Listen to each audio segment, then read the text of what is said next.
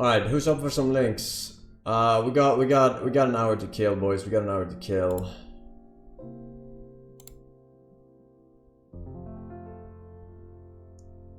Whenever later.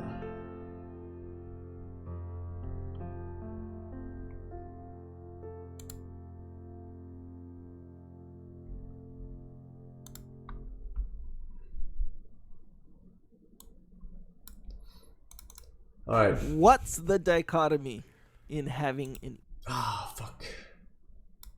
I forgot to add bananas.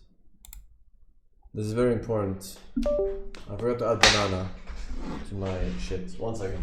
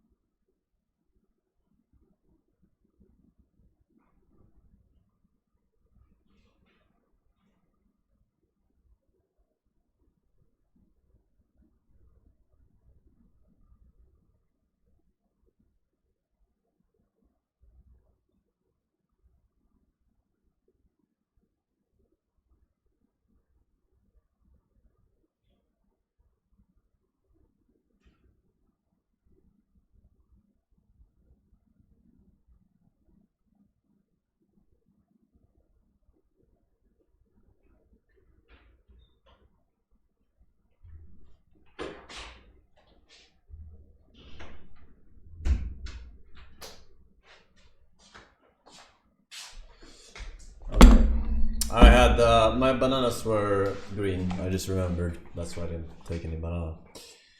I bought them slightly green so that they would not become overripe by the end of the week or later on in less than a week. So we don't have it, but we have strawberries today.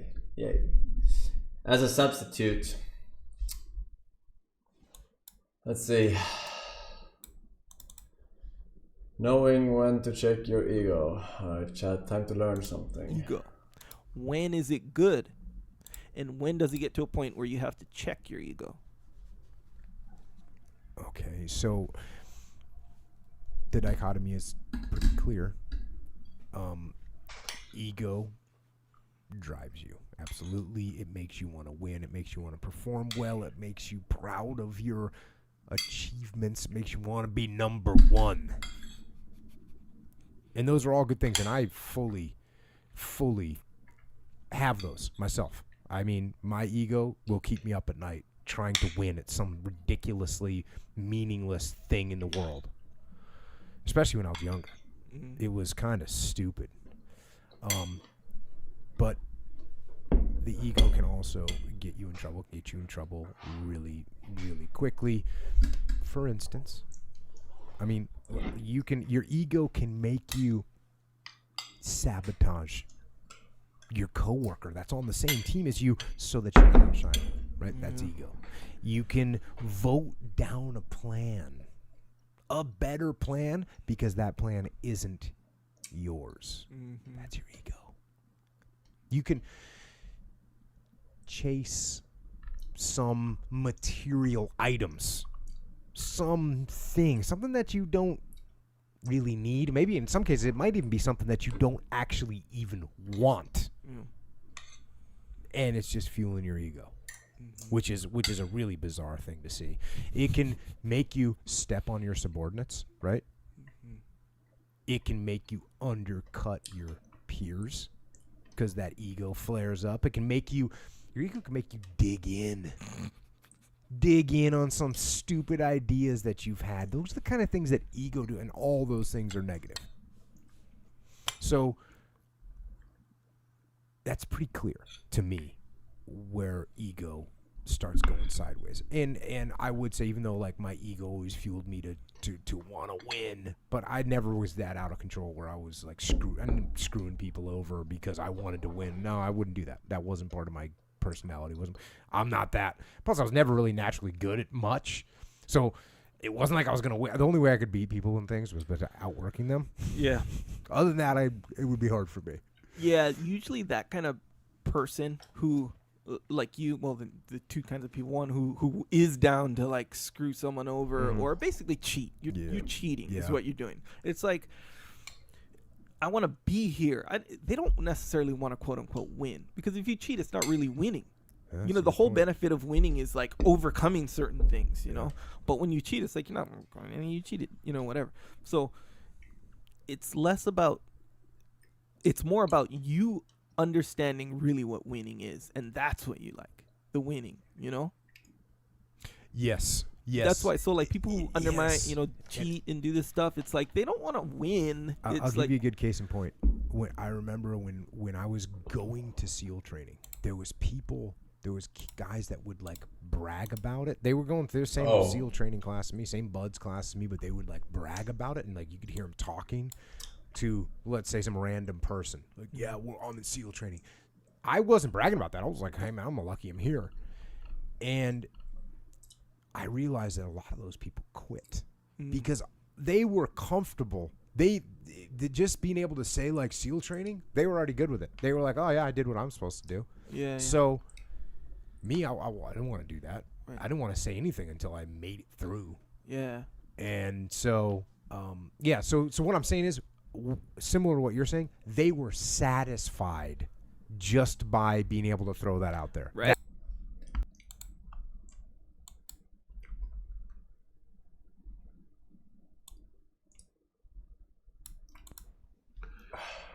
Collapse is when the narcissist can no longer secure an uninterrupted flow of high-quality narcissistic supply, any kind of attention, actually. When there's a failure, a systemic failure in obtaining supply, despite all the stratagems, all the variants, all the activities, Aya clap, cute links, Aya clap, cute links, Aya clap, cute links, hashtag Mecca did nothing wrong and was racially profiled. Nothing works. There's no narcissistic supply. The narcissist is ignored, ridiculed, rejected, abandoned, forgotten, obscured, and then nothing is left. This is a state of collapse, and this is what is known as narcissistic collapse, not failed narcissist. Many self-styled experts use the phrase failed narcissist, which is completely wrong. A failed narcissist is actually a borderline. A collapsed narcissist. And today we're going to discuss the narcissist's internal reaction, affective reaction to the state of collapse. Because collapse has profound impacts on the narcissist's internal world, emotional regulation, mood lability, perception, cognition, you name it. Collapse, in other words, alters, transforms, and transmogrifies the narcissist. My name is Sam Vaknin. I am the collapsed author of Malignant Self-Love, Narcissism Revisited, and a collapsing professor of clinical psychology, which in itself is a discipline in a state of total collapse. Woo! So many collapses in one sentence. You gotta give me credit for that, at least. That was Collapse one has sentence. a lot to do with entitlement. Entitlement is the feeling that the narcissist harbors that he or she deserves special treatment by special people, regardless of any investment, any commitment, any hard work, any true life accomplishment. There is True life accomplishment. discrepancy. Look at these guns. The narcissist's feeling of entitlement is incommensurate with real life achievements, real life effort, and real life planning, or goal planning. So the narcissist walks through life he believes, I'm going to use the male gender pronoun, okay, although half of all narcissists are women. So the narcissist walks through life and he believes that he deserves everything. He deserves the best. He deserves the most. He deserves before other people deserve. He has desert. He is in a state of constant desert just for existing, just because he exists. He believes that his presence is a sufficient contribution, and that by bringing himself into a conversation, into a workplace, into a relationship, just by bringing himself there, he's making a major concession. He over-evaluates, overestimates his own participation. And this is known as over-perception. So this is entitlement. But this is the superficial way of looking at entitlement. This is the operational way, the functional way. The narcissist says, you owe me that. I deserve that. Give me that. This should be mine, not yours. There's a lot of envy embedded in entitlement. Entitlement is envy-driven. Envy is one of the diagnostic criteria of narcissistic personality disorder. But all this is, again, on the surface. What's under the surface is that narcissist identifies entitlement with unconditional love. Entitlement is the flip side of unconditional love. It's as if the universe should, in the narcissist's mind, the universe should love the narcissist unconditionally, should give the narcissist unconditionally. So this is the... All right. One could even say, one could go as far as saying that collapse is a form of internal mortification.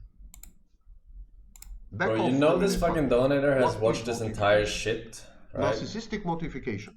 Because he timestamps like these random shit in the middle of the fucking video, right? Humiliation and shaming of the narcissist. Like unironically. By another person.